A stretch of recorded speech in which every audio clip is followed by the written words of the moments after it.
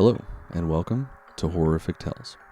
In this show, we like to celebrate the creations of independent authors and aspiring writers. Please like, subscribe, and share these videos to help get our friends as much exposure as possible. We would also appreciate it if you could support our friends by following them on their independent platforms and by purchasing their works. Details on how to do so will be in the show notes. On this episode, we let you know why it's a bad idea to take someone home on a dark, stormy night. Please join us now as we present to you Passenger by Eli Beals.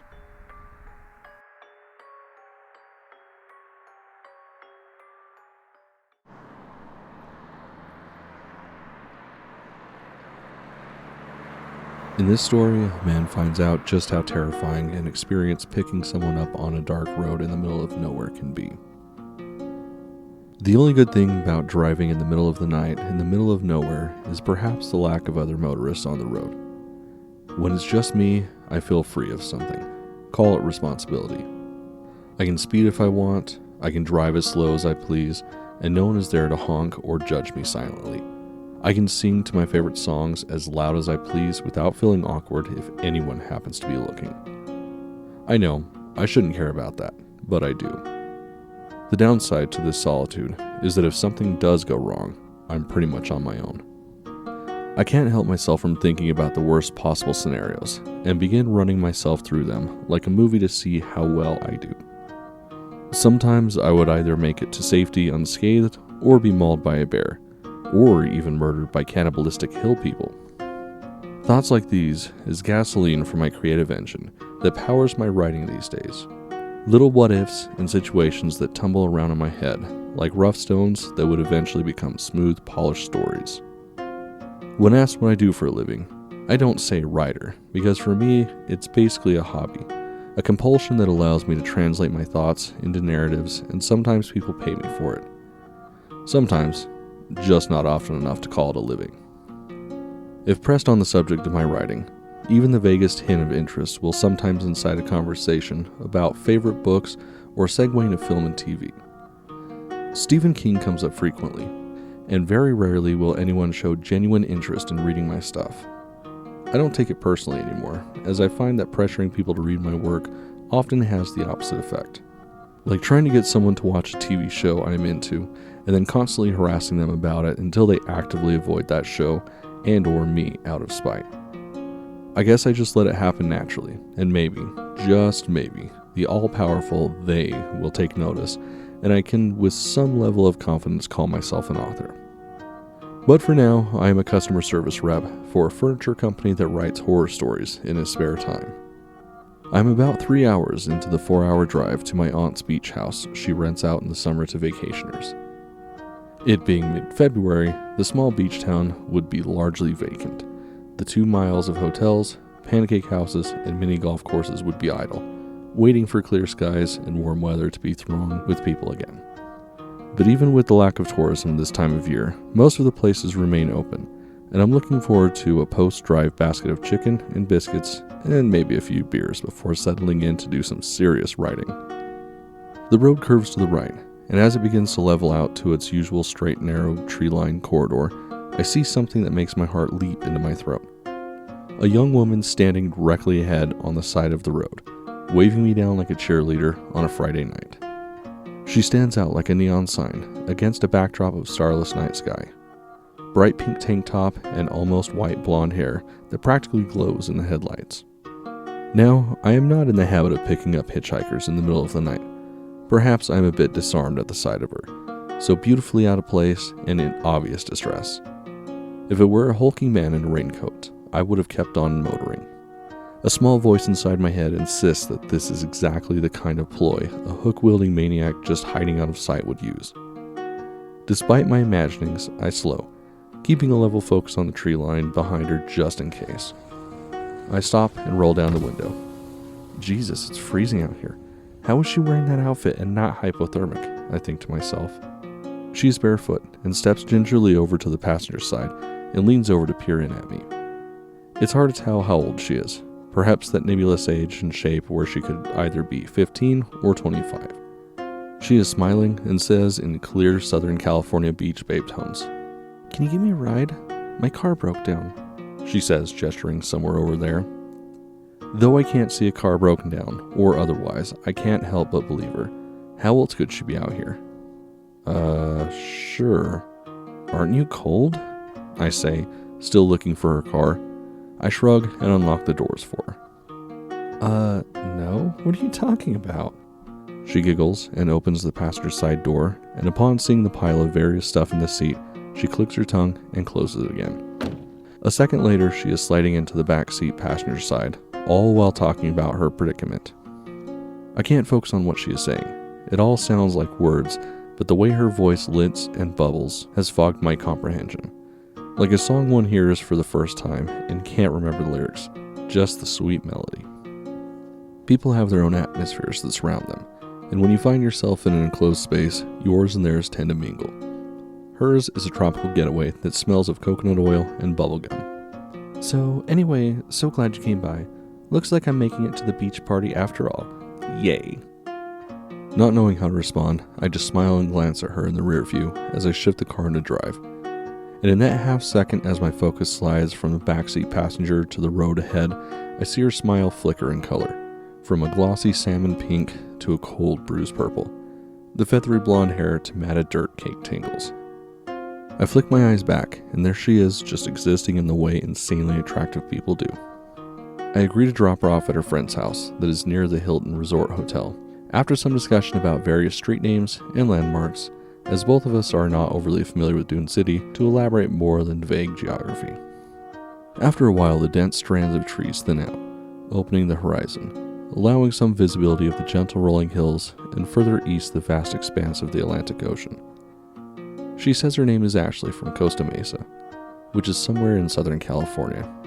I'm not familiar with it, and feign interest in her exploits there as a student on her way to becoming a child psychologist. She has a strange habit of relating to herself in the past tense, saying things like, I was going to school there, and I wanted to be a child psychologist. I'm not sure if this is a regional thing like how some places it's called pop instead of soda.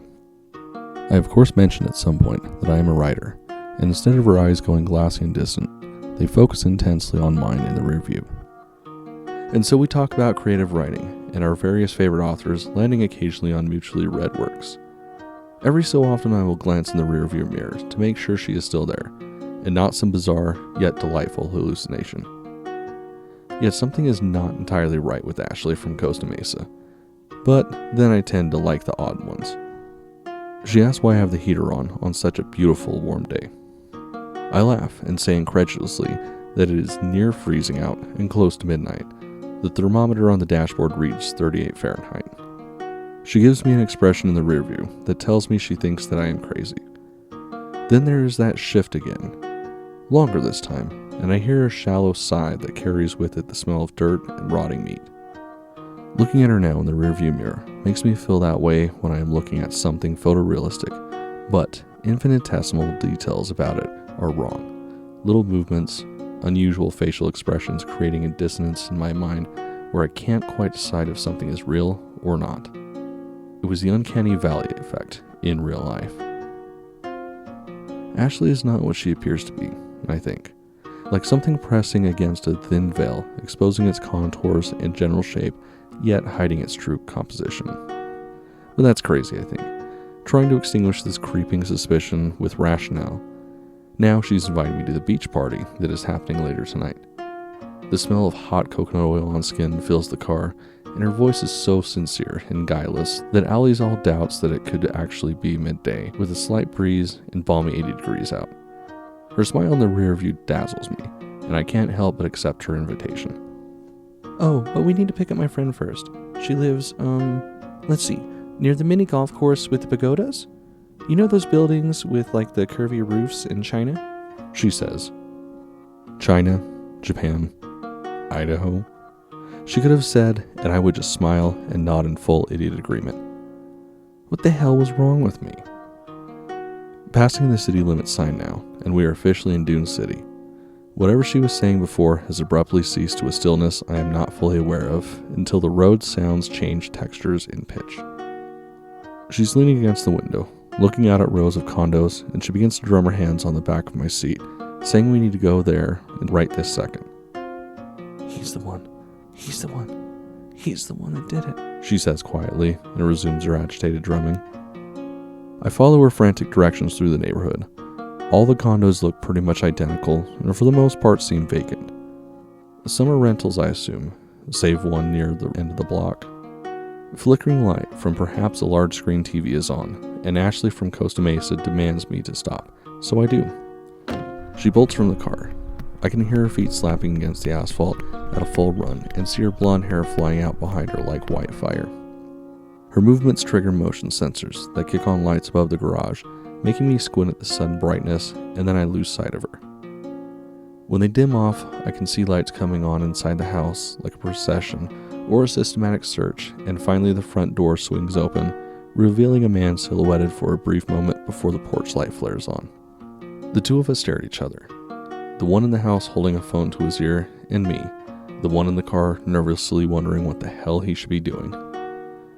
The man in the house is talking while looking out at my car, and so does not see what is creeping up from behind him, but I do. He can tell from about 30 feet away that my expression clearly says that he should probably turn around, and just as he begins to do so, he is tackled. The impact and subsequent flailing, reaching grasp causes him to hit the porch light switch, and all I can see is something small, backlit, and feral torpedo into him. The two forms tumble down into a heap of gurgling screams and panic grunts, and from the car, I watch in stunned silence. The figure that is rending this man to shreds is Ashley from Costa Mesa, but not the talkative bombshell I had picked up not 45 minutes ago. This creature is all angles and faded colors. It is that shape that is pressing through the veil to finally burst through and reveal not a beautiful young beachgoer, but a rabid, vengeful wraith. I can't look any longer and squeeze my eyes shut as tight as I am gripping the wheel, and just sit listening to the sounds of my own choked breathing and wet pecking sounds coming from the front lawn. The staccato drumline of violence is eventually replaced by an eerie nothing, and a tension hanging in the air as if this moment in time is waiting for me to do something. Peeking through my eyelids, I see her standing there, a vibrant white toothed smile, which is the only part of her not drenched in blood. She waves at me and then says in clear sing-song notes, "Thanks for the ride. See you around." Then she is just gone. No dissolve or fade away. Just poof. Gone. Leaving the pile of meat steaming in the chill night air. I admit that I panicked then, and fled the scene knowing that the authorities would not believe a thing about this story of mine. I mean, who would?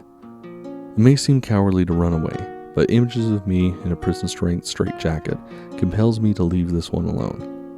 A week passes before I hear anything about it on the news. It seems Mr. Jones had it coming, and the dissonance in my mind abates as the pieces fall into place when I see a lineup of his victims displayed. Among the many young, smiling faces, I see Ashley from Costa Mesa there, and I smile sadly, wishing she could have just made it to that beach party.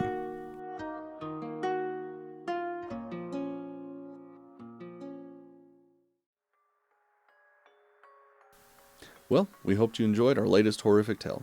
If you'd like to keep up to date, make sure you subscribe to our YouTube page. Also, follow us on our social media pages.